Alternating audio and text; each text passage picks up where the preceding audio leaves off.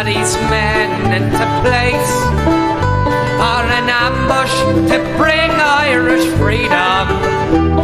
1,200 British soldiers they would face, and when they came into Crossbarry and to sight of the gallant IRA, with roars of rifles from the hillside, from the fighting men of the 3rd Westcott Brigade. So remember the boys of Crossbarry, they put the British forces on the run, and were led by General Toomey on the 19th of March 21. Then more British troops had arrived there from every town that's nearby, but that column of 104 men, again they shot down from on high. Lord Begley, a gallant man from Bandon, played his pipes with all of his might to rally our brave volunteers, to guarantee they'd carry the fight. So remember the boys of Crossbarry, they put the British forces on the run, and were led by General Toomey on the 19th of March 21. On that fateful day of the ambush, before the fight had begun, the British went to a house in Ballymurphy and shot down a true Irishman. He staggered away from the safe house to save the people inside. Just 2 miles from Crossbarry, Commandant Charlie Hurley did die. So remember the boys of Crossbarry, they put the British forces on the run, and were led by General Toomey on the 19th of March 21.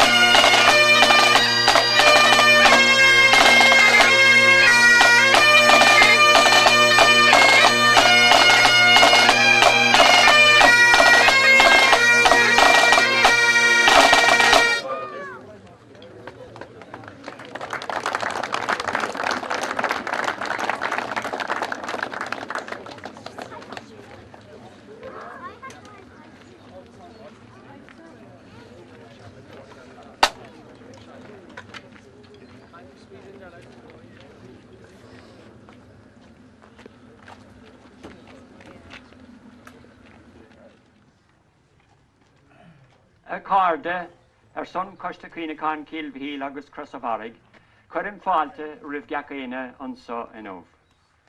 Mars Oldiv, Tommy Balaha, and so, Conna an Orahort, does not lecra, a big thread here. Agus Gomormore, na lecra, a Maria, and so. Crohuro Dalig, Padro Muinacon, Agus Diarmid O'Lera. Agus Queenimid Freshen, Cahalo Virla, a Mariav, Madden on Cashaw.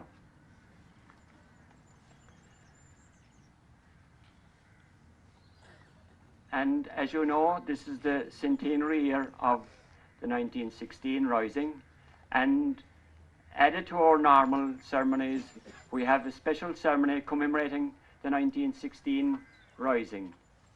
And we have a number of children here who will represent the various patriots who are executed. And Sean will take over to introduce those just very shortly. And it's only right and fitting that we should mark the 1916 Rising here, because those who fought here were the followers of the 1916 men, and it gives us an opportunity to show our gratitude to all concerned. So, with that addition to our ceremonies, I'll proceed as quickly as possible. First of all, I will tell you that we're having a dinner in the Munster Arms just immediately after our ceremonies here, and your support would be greatly appreciated. And also, our collection boxes that you generously support, you will do that again, I hope, this year. Now, we will have our reed laying ceremony, and to lay the reed on behalf of the 1916 leaders, we have Sean Hales to lay that reed.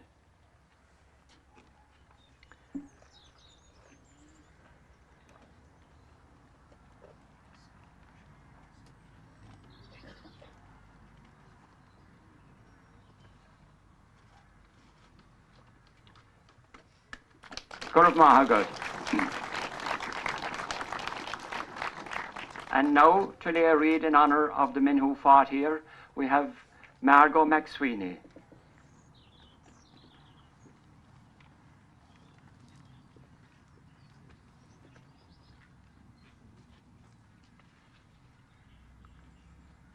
Gorav Mila Mahagot. Now we have the reading of the proclamation by Mort O'Sullivan.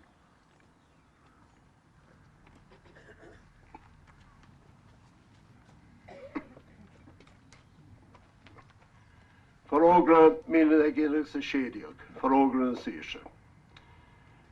Poblacht Naheran, the provisional government of the Irish Republic to the people of Ireland. Irish men and Irish women, in the name of God and of the dead generations from which she receives her old traditions of nationhood, Ireland through us summons her children to her flag and strikes for her freedom. Having organized and trained her manhood through her secret revolutionary organization, the Irish Republican Brotherhood, and through her open military organizations, the Irish Volunteers and the Irish Citizen Army. Having patiently perfected her discipline, having resolutely waited for the right moment to reveal itself, she now seizes that moment, and supported by her exiled children in America and by gallant allies in Europe, but relying in the first on her own strength, she strikes in full confidence of victory. We declare the right of the people of Ireland to the ownership of Ireland and to the unfettered control of Irish destinies, to be sovereign and indefeasible. The long usurpation of that right by a foreign people and government has not extinguished the right, nor can it ever be extinguished except by the destruction of the Irish people. In every generation, the Irish people have asserted their right to national freedom and in sovereignty. 6 times during the past 300 years, she has asserted it in arms. And again asserting it in arms in the face of the world. We proclaim the Irish Republic as a sovereign, independent state, and we pledge our lives and the lives of our comrades in arms to the cause of its freedom, of its welfare, and of its exaltation among the nations. The Irish Republic is entitled to, and hereby claims, the allegiance of every Irish man and Irish woman. The Republic guarantees religious and civil liberty, equal rights and equal opportunities to all its citizens, and declares its resolve to pursue the happiness and prosperity of the whole nation and of all its parts, cherishing all the children of the nation equally, and oblivious of the differences carefully fostered by an alien government which have divided a minority from the majority in the past. Until our arms have brought the opportune moment for the establishment of a permanent national government, representative of the whole people of Ireland, and elected by the suffrages of all her men and women, the provisional government hereby constituted will administer the civil and military affairs of the Republic in trust for the people. We place the cause of the Irish Republic under the protection of the Most High God, whose blessings we invoke upon our arms. And we pray that no one who serves that cause will dishonor it by cowardice, inhumanity, or rapine. In this supreme hour, the Irish nation must, by its valor and discipline, and by the readiness of its children to sacrifice themselves for the common good, prove itself worthy of the august destiny to which it is called. Signed on behalf of the Provisional Government, Thomas J. Clark, Sean McDiarmid, P.H. Pearse, James Connolly, Thomas McDonough, Eamon Cant, Joseph Plunkett.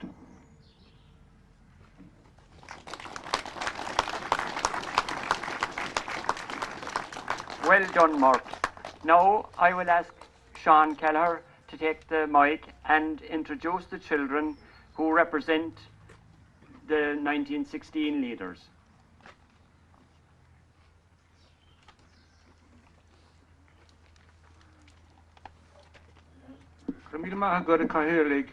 Before the SOC, I want to say that we decided that we would honor the men and women of 1916 as well here today. So I approached some of the local schools, Knockavilla, Groans and so on, and they provided us with some students, Dalty Scholar. And that was very, very good. So I want to thank the principals of the schools. I want to thank the Tish Mahori, the parents. And then we were supplemented. Some of them had been on holidays. It wasn't a very good time because they have got the Easter holidays, as you know. So we had to supplement them, and we have ones now from Ballinadee and Ballincollig and other locations, I think, as well. And but it's great that they're here representing those who were executed in 1916.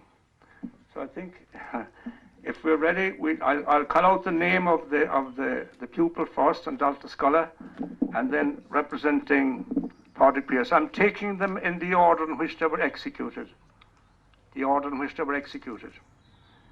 So we'll have the first one to come forward now here is Bobby Lynch, representing Padraig Pearse.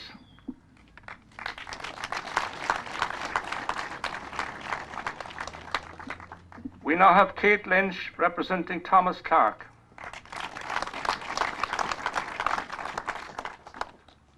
Owen Ryan, representing Thomas McDonough.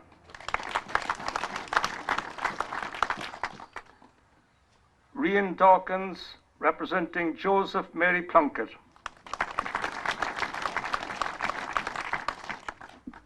Ali McCarthy, here comes Ali, representing Michael O'Hanrahan.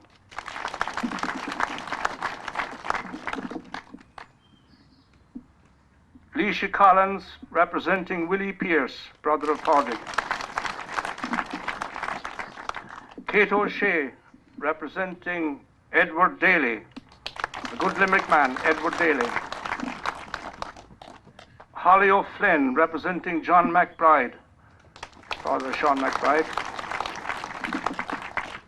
Adam Lynch, representing Sean Houston, Houston Station in Dublin.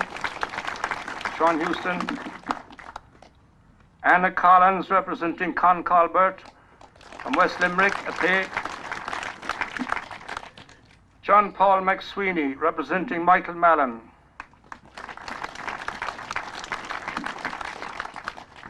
Billy McSweeney, representing Eamon Cant.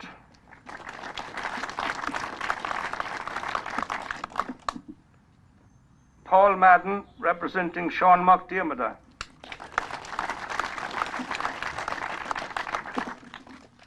Alan Madden, representing James Connolly. Citizen Army coming to the fore here. The Irish Citizen Army, James Connolly. Now, they were all the ones that were executed at different stages from the 3rd of May right up to the 12th of May in Dublin. But now we turn to Cork, where we have, 1516, Edward Madden, I call out, yeah, we have Thomas Kent in Cork, represented by Luke Humphreys.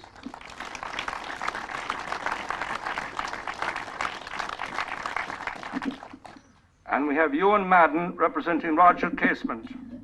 Roger Casement was hanged in England. I should also say, of course, that Sean Hurley was killed. Sean Hurley from Drina was killed during the rising in Dublin as well in 1916. Sean Hurley from Drina. I think he's going to be commemorated there, I think, on the 1st of May, Cahilig, as far as I know. So it's very nice that we have had all of them here now, wasn't it? And again, thanks to all the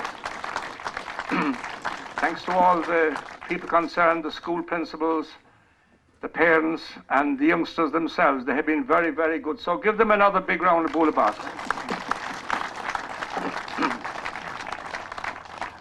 I think it would be appropriate at Cahilig, August Accorda Gael, that we would just have a little song to remember all of them. Pierce wrote this song, O Roche de Vahawalia.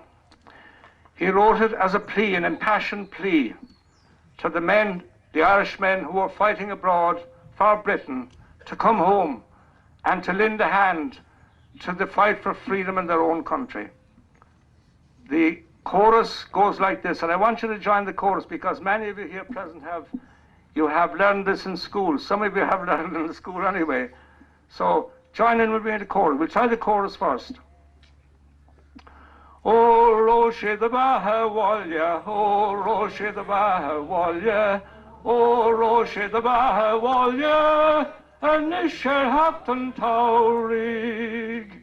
She the Baha van Belain Verbeag Rak to Veheneving, Guhig Bag Shell of Merlock, Studil Teleshna Gauliv. O Roche the Bahawalya, O Roche the Bahawalya, O Roche the Bahawalya, and Isser Hafton Taurig. Ta groan away like Chapter Sala, Hogli Gorm a Lamer Gorda, Gaelit Fenis ni Gael now Sponig, is Kitchi Gruger Gauliv. O Roche the Bahawalya, O Roche the Bahawalya, O Roche the Bahawalya, and Isher Hafton Taurig. Avina Rina Baka Vecka, Monivian Biovni Gok Shokten, Gron away Les Mila Goshkiuk, Ek Foger Faller Gauliv. O Roshi the Bahawalya, O Roshi the Bahawalya, O Roshi the Bahawalya, and Nishar Hakton Taurig, Urwanella, once more. O Roshi the Bahawalya, O Roshi the Bahawalya, O Roshi the Bahawalya, and Nishar Hakton Taurig.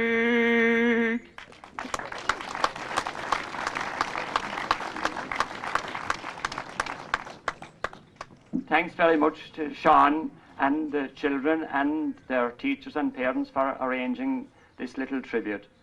Anish Glema Monsignor O'Callaghan, Denur den Coronvera Averling.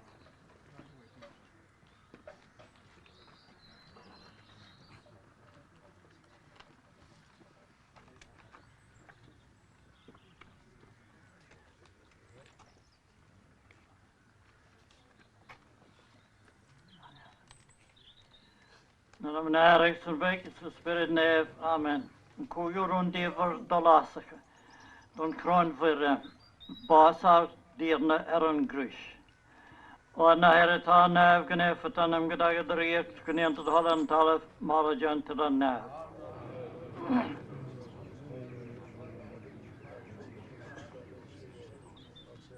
Det var över ett land det gräs till tantjena lätt. Spänna hodet på naget så spänna torra det brunias.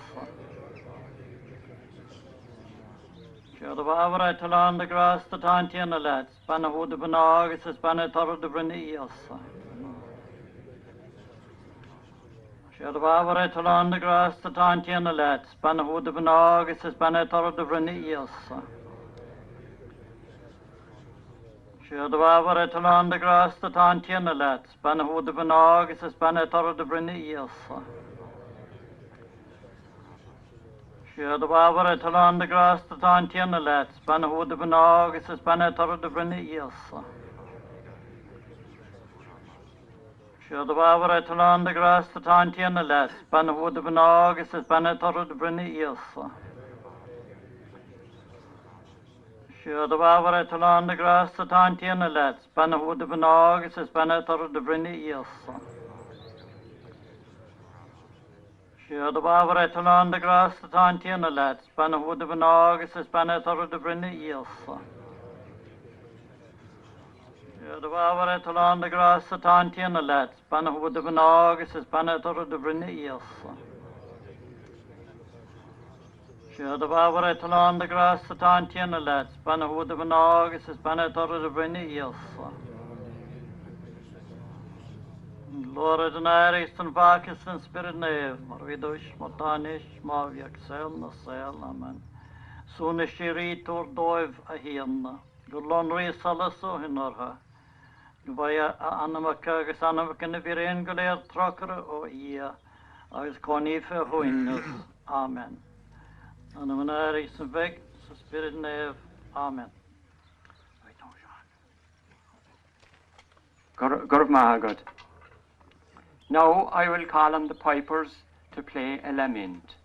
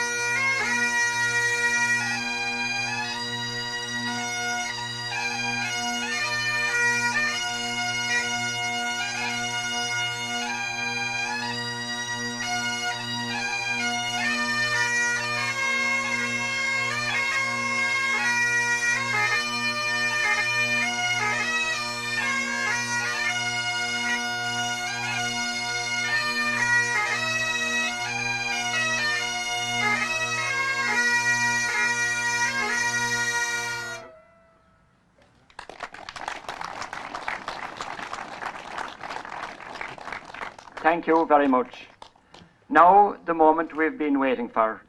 Our speaker, Tom Toomey, comes from Limerick, and he is a well-known historian. He has written quite a bit on various publications around Limerick, and he has been awarded an MA in local studies by the University of Limerick, and his major work would be a history of the War of Independence in Limerick, and there is immense detail in that book, and he has brought that with him down here because he came down a week ago to study the place here and familiarize himself with what he was talking about.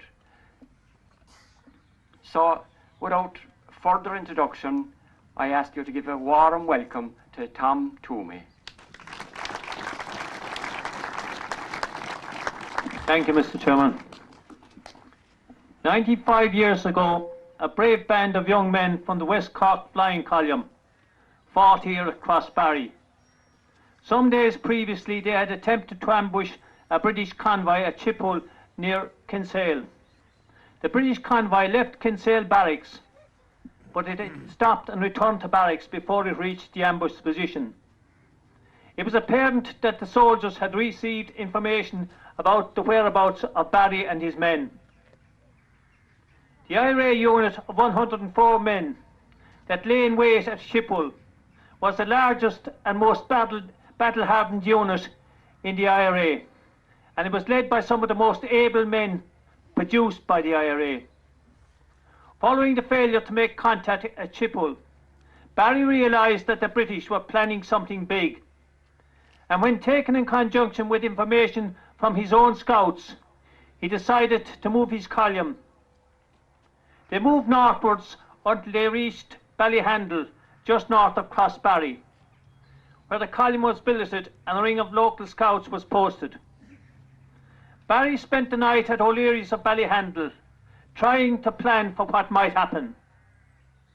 When scouts reported that the lights of lorries and the barking of dogs was heard in the far distance, it was obvious that a large-scale British roundup was in progress. It soon became evident that large troop concentrations were moving out from Bandon, Cork City, Kinsale and Ballincollig. Barry's column was already divided into 7 sections, and he allocated positions to each section. By being able to choose his ground, Barry ensured that his men held a whip hand. The focal point of the IRA position was the neighbouring farmhouses of Beasley and Harolds.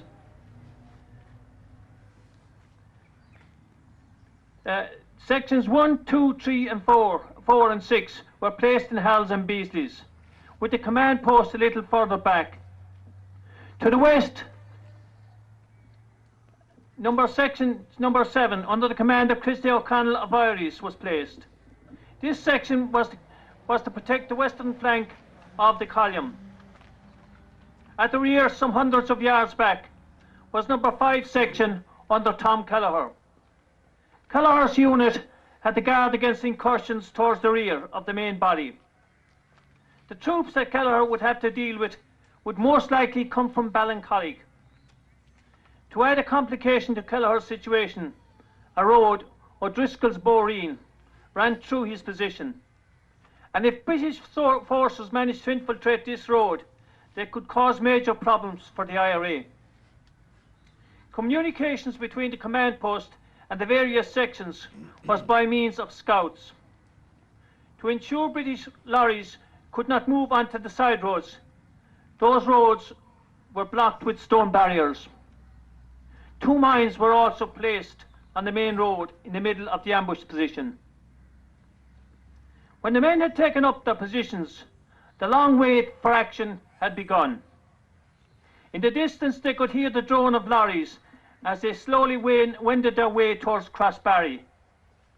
Because the British troops were carrying out methodical searches of farmsteads and houses as they came on, progress was very slow.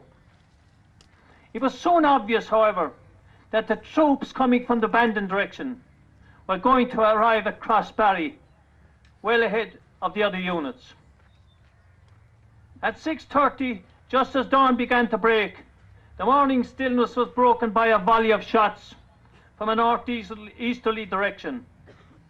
The waiting men did not know it then, but those shots ended the life of their charismatic leader, Charlie Hurley. Hurley had been seriously wounded at the Upton train ambush in February, and he was recuperating at Henry Ford's of Ballymurphy when it was raided by soldiers coming from Ballincollig.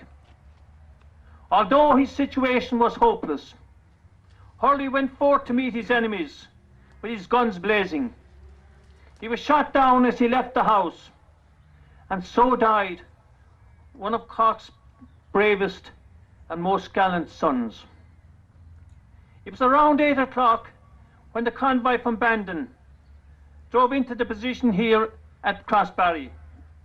Unfortunately, and contrary to orders, one volunteer exposed himself, and he was immediately spotted by some of the British soldiers, who jumped from their lorries before they had finally driven into the ambush position. Despite this setback, Barry ordered the sections nearest the convoy to open fire.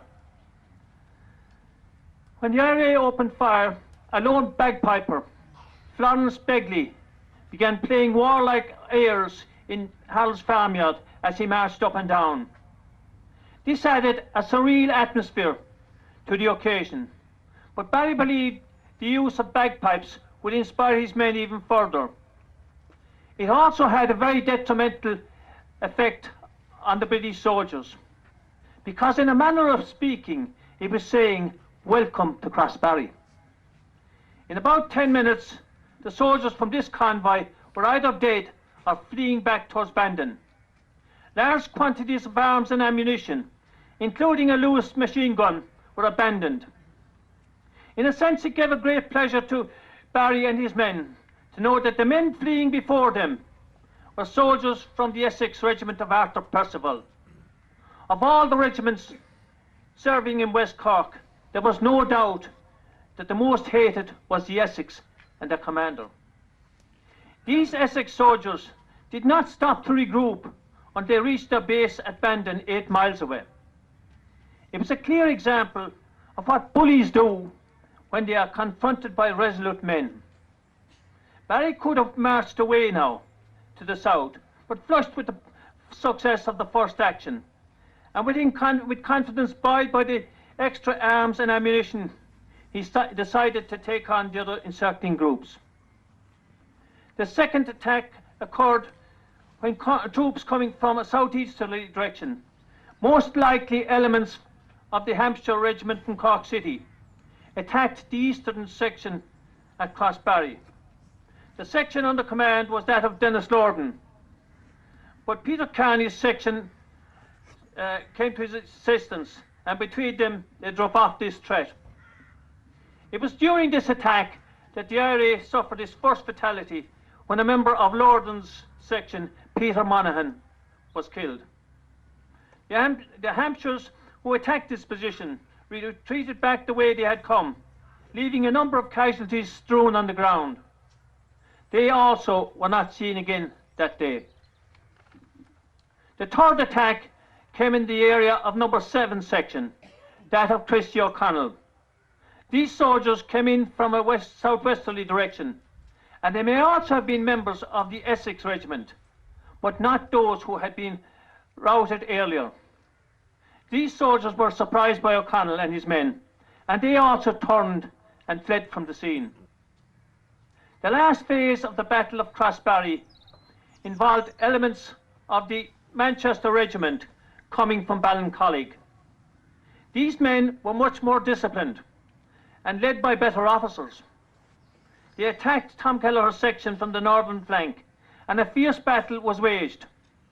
Barry sent reinforcements under Jim Spud Murphy at Clonakilty to Kelleher's assistance. Kelleher had 2 marksmen in a castle ruin, and although they were totally surrounded, the 2 men kept up a deadly fire on their opponents. Unlike the Essex and the Hampshire regiments, the soldiers from Ballincollig continued to attack before they were eventually driven back. At this stage, Barry decided to turn the full firepower of his column on the Manchesters. But when he moved his men into position, he found that the sections under Kelleher and Murphy had already prevailed, and the Manchester Regiment were now also in retreat from Crossbarry. The fiercest fighting had occurred around Kelleher's position, and this was reflected in the casualties.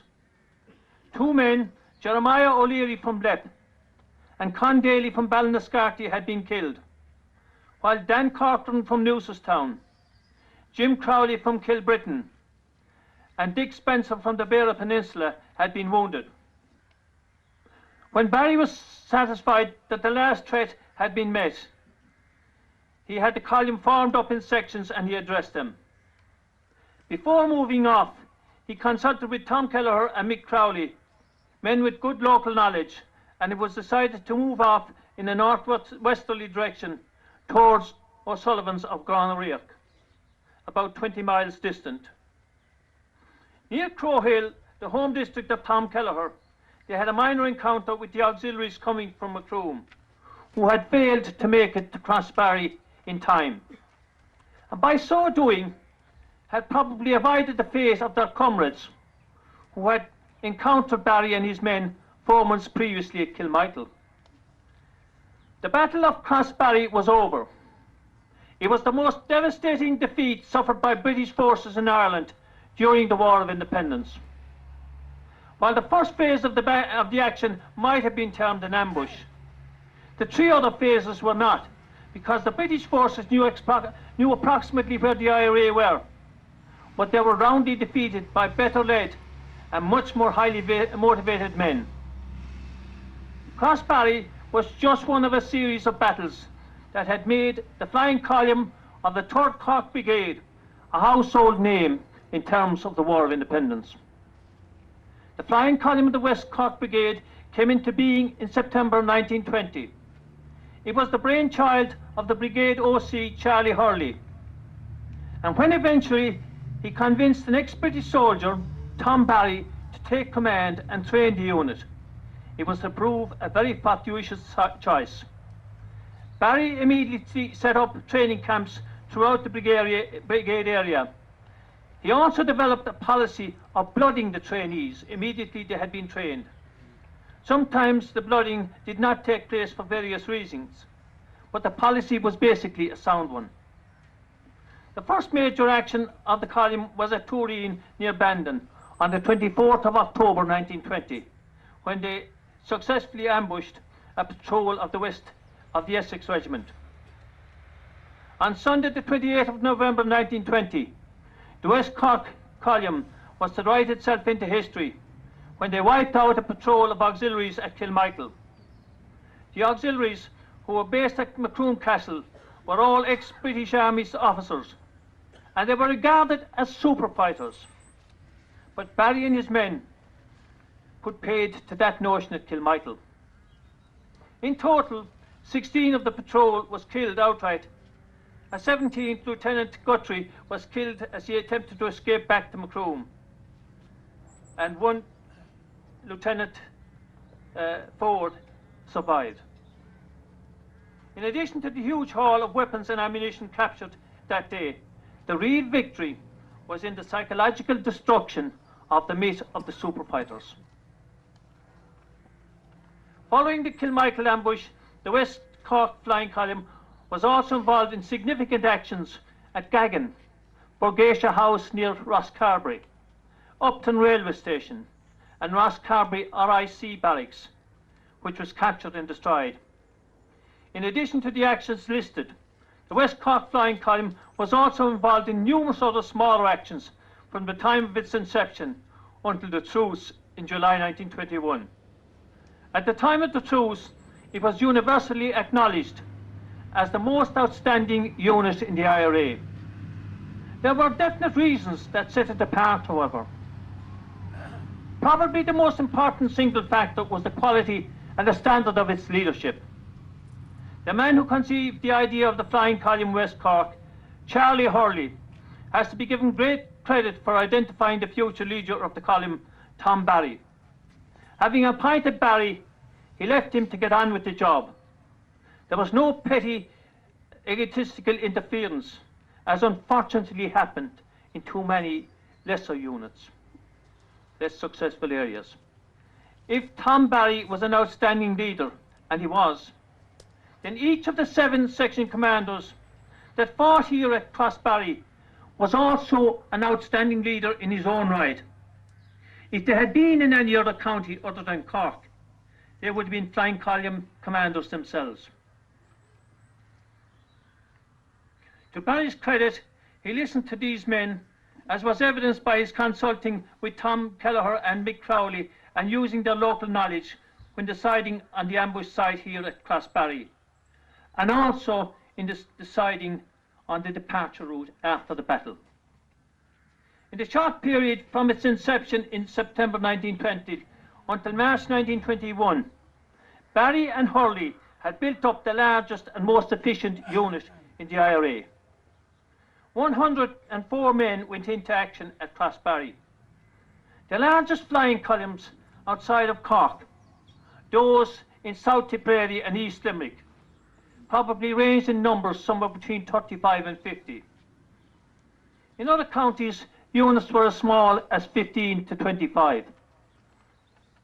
Barry's use of unarmed scouts to ascertain information and guard his escape routes could be likened to the great Robert E. Lee's use of Jeb Stuart's cavalry in the American Civil War.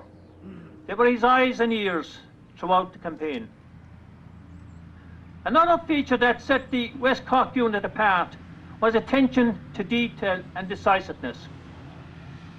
Barry, when he knew that the British convoy had not travelled to Schiphol, realised that the British most likely had information on the whereabouts of his own unit, and he moved it to a location where he could be better able to meet the threat of a roundup.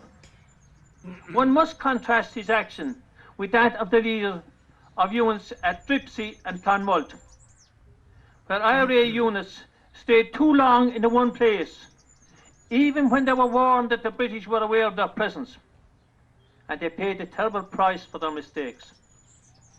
Barry's system of switching men in and out of the flying column meant he was creating a much greater pool of experienced men. It also meant that the men were getting a rest from time to time and were refreshed when they were called on again. In Tipperary and Limerick, experienced men were rarely rested. Eventually, some of the best became war-weary by the summer of 1921.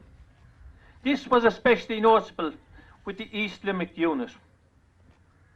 Barry's policy of switching men in and out also meant that even if it did happen that a column was wiped out, it would have been possible to recreate a new unit from a pool of experienced men.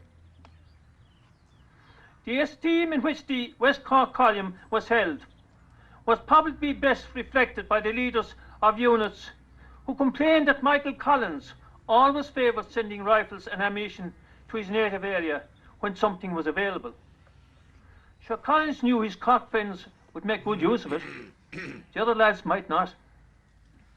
The recruitment of Captain Jeremiah Mccarthy, a former member of the Royal Engineers, meant that the West Cork IRA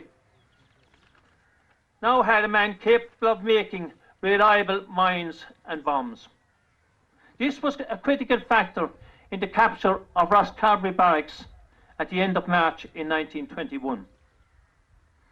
Probably the most important factor, however, was the support of the ordinary people. And while this was not unique to West Cork, it certainly would be fair to say that 95% of the eyes of the countryside were on watch and reporting back on anything suspicious or untoward. The last words on the monument here at Crossbarry. Pray God that Ireland, in her hour of need, will always have sons like these to fight and die for her. This is an extremely powerful statement that is every bit as relevant today in 2016 as it was in 1916, 1921 or 1966. Despite the fact that it has become fashionable among persons working in Irish state-funded institutions and organisations to deride and denigrate the ideals of the men of 1916 and 1921. Many of those same persons are the direct beneficiaries of the freedoms that were won by the men who fought and died here. The example of courage and self-sacrifice of the young men who fought and died at Crossbarry 95 years ago is even more relevant today to the leaders of Irish society, be they economic, political, financial, judicial, legal, public sector or trade union. Greed, a bigger salary and a gold-plated pension package, way above and beyond what is reasonable by the standards of other countries, seems to be the norm in the Ireland of today. The legal fees paid out by the various tribunals in recent years were only surpassed by the wages of English soccer players, and the world knows only too well the standard and worth of those gentlemen. When the American investor Warren Buffett was asked some years ago if he would consider investing in Irish companies and corporations, he said he wouldn't. And the reason he said he wouldn't was Irish corporations and companies are run for the benefit of those running them, not for those that invest in them. These are leaders, if such they can be called, should be brought here to Crossbarry to look on this monument and to reflect deeply on the powerful words here cast in stone. Thank you.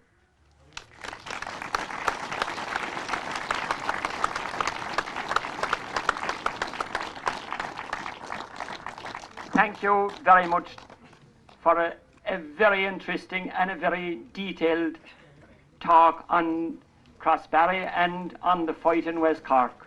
But a mere thank you from me doesn't do justice to such a wonderful speech, and I will ask Sean Kelleher to propose a vote of thanks. Garamila Mahagada Kahirlig, our son Koshta Klinikon, Kilvihilagus Crossbarry, Conshana Saram, Bekasagwal, the Tom Toomey, Asan Orod, Farlahan, Untuk, Simul, Ahoktu and Sean of Tom. I would like to thank Tom Toomey for a very wide-ranging, interesting talk. And I found it interesting there, fascinating, that he brought in about comparing Cork brigades and so on, and events with Limerick and Tipperary and so on. Because Tom is a Limerick man, and there were quite a number of ambushes took place in Limerick as well, Drumclean and many others. And just a matter of interest, that to show that the interest that Tom Toomey has in history, as the Cahill said earlier, he wrote a book on the War of Independence in Limerick, which amounts to about 700 pages. It's a massive volume. It's a very big book, but an awful lot of detail in it. And it refers to Cork as well. But to just show the interest that he has in history, he rang me a couple of weeks ago to say that he would like to come to Crossbarry in advance. And last Friday week, I think it was, Tom, we met here and over there and all that, and we had a discussion on Crossbarry. But very, very few speakers have come to Crossbarry in advance. But Tom Toomey is an exceptional man, steeped in history. And I think it showed us today. You gave a great lesson, and I suppose some of the young people listening, if they were able to write shorthand or make you tick, they can pick it up now on their gadgets there, the modern technology. They can pick up a lot of what you were saying. But it was a very interesting talk on the significance of Crossbarry and all that they suffered. And of course you made a very important point there towards the end as well, when you said that they had the support of the people. And that was terribly important, the support of the people, because without the support of the people, they wouldn't have been successful. It would be very difficult to overcome such a large, well-trained, organised outfit as the British Army. And it was very, very significant. So it was great. In conclusion, I want to keep it now. In conclusion, it was great to have you here, Tom. Great to have you. And to get an outside view. It's always good to have somebody from outside the county speak. And you gave a very wide-ranging speech on Crossbarry and the War of Independence.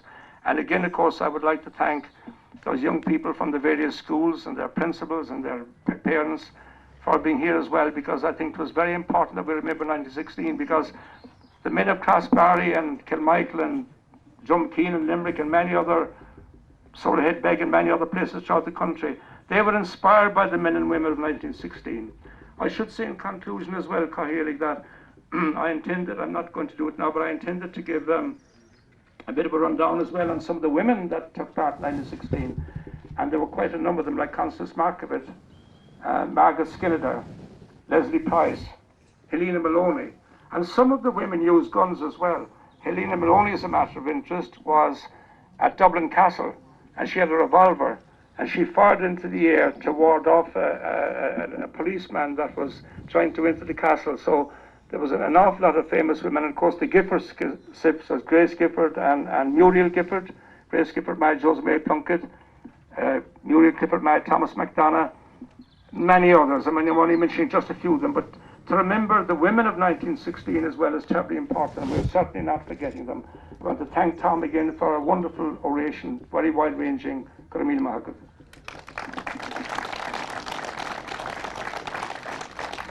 Thank you very much, Sean, and I'll ask for your approval of that vote of thanks with a rousing round of applause.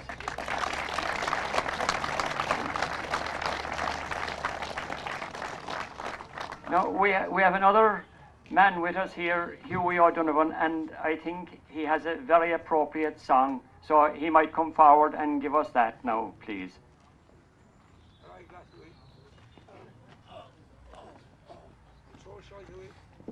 I've never reached the dizzy heights. You can hand it down to me and I'll be all right. Ground zero. Yeah. Hughie's on ground zero.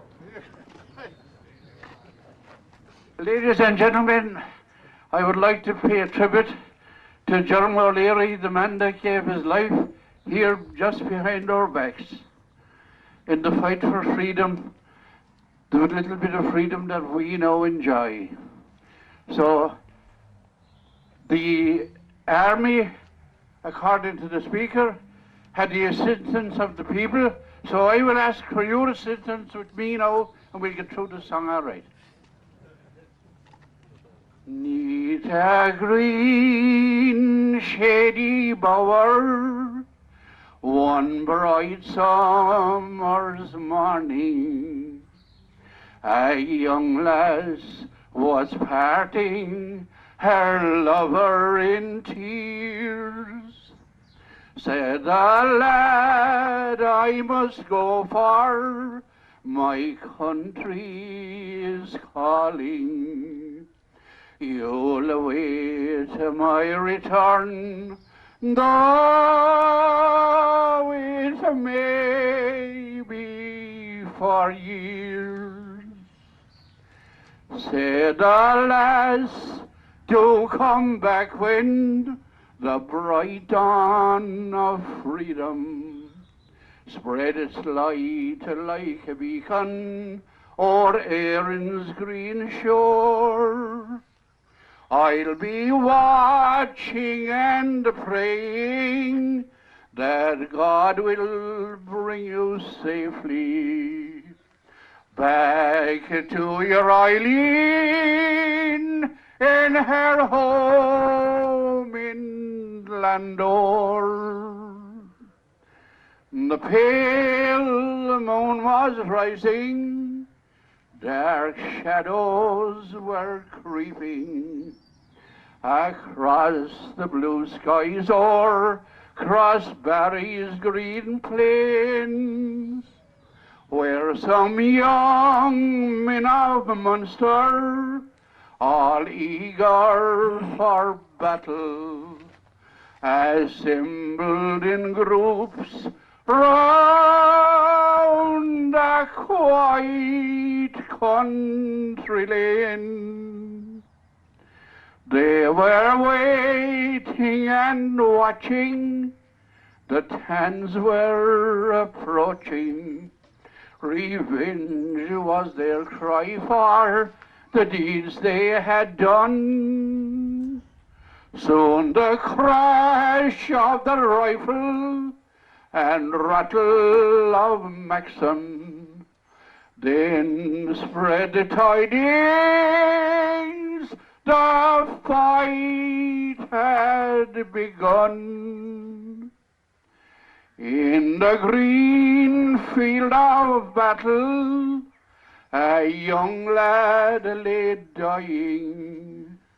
His thoughts were of home on the bright days of yore. His lips slowly moved, just a few words were spoken. Will I e'er see my Eileen in her home in Landor? In a cot on the hillside, a young lass lay weeping. A letter was lying on the floor by her side. It told of her lover, whose brave deeds were many. It told of his death and how bravely he died. Said, alas, I won't cry though, my heart it is broken. My lover have died neath the flag we adore. May his death hasten onwards the freedom of Ireland. 'Twas the prayer of a young lass in her home in Landor. Thank you very much. Thank you, ladies.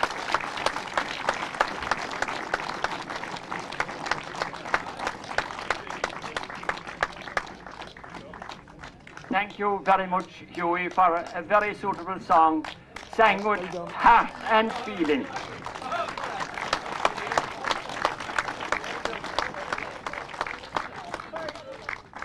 To finish, I just want to say thank you for supporting our commemoration.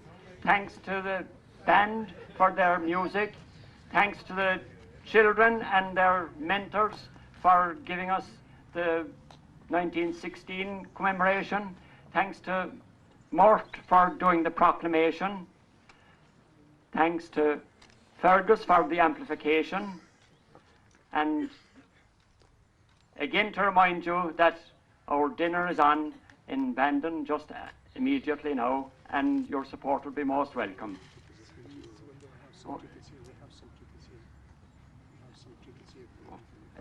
Sean has tickets at €20 for the dinner. Oh, and the Republican CDs are still available at a tenner a time. And a coming event is that on next Monday, or Monday week now, Easter Monday, there's a commemoration of Flyer Nyan at Ballymoney Cemetery, where he is buried, by the Westcott board of the GAA. And you may or may not know that Ballymoney is just south of Inniskeen. So that's about it. I will now ask the band to play our On the Vian.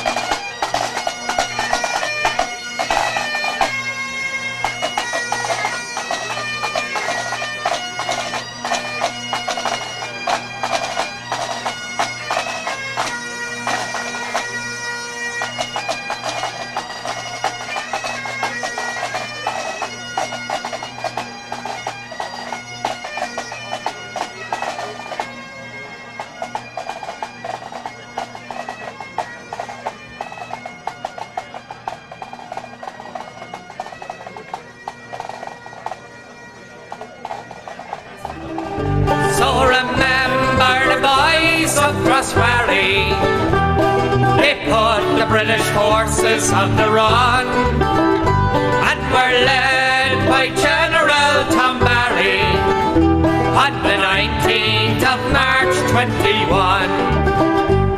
Then more British troops had arrived there from every town that's nearby.